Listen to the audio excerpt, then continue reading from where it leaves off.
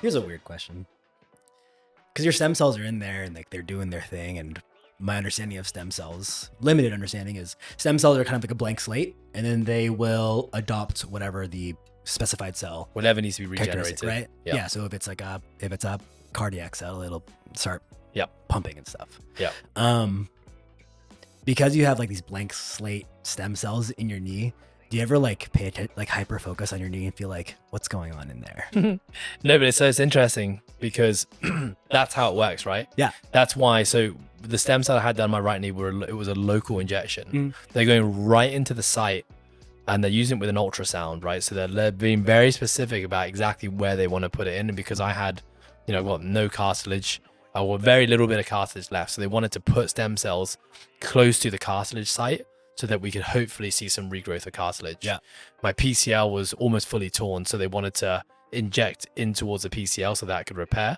There was quadricep tendonitis. So they wanted to get into the tendon. So they went directly into the tendon. Oh, wait a minute. So if you're talking about like, let's say, what is it? PCL you don't have?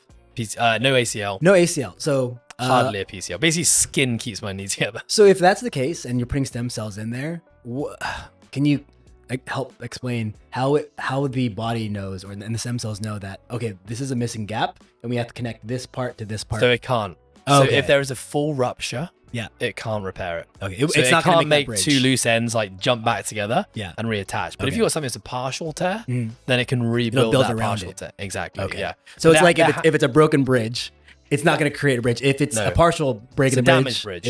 it'll build around it to Yeah. regenerate that connection. Exactly. Gotcha. So things like my cartilage, reason there was a time pressure on me getting it now and not in 10 years is that I did have a little bit of cartilage left in my knee, but not much.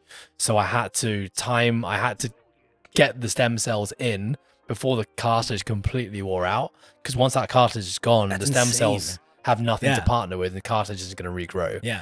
And that's really what I wanted more than anything. Like I think a lot of my pain and discomfort in my knee comes from the fact that I have minimal cartilage. There's a lot of bone on bone. So I'm hoping that one of the things that comes of this is that the cartilage regrows, creates more cushioning in the joint, and hopefully that will allow for potentially increased range of motion. Does this mean that at some point, or have you already gotten imaging done to see if there's been regeneration? Yeah, I haven't had imaging redone yet. I'm probably going to wait to the 1.5 year mark, which is where they say, root stem cells can continue to regenerate for.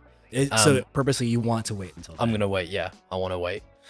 Because I think if I see it and it's not see. where I want it to be, I just don't want, I want to just kind of want to keep my faith in the fact that this keep is something. keep assuming that it's working. Yeah, for sure. And I've definitely seen like positive improvements, but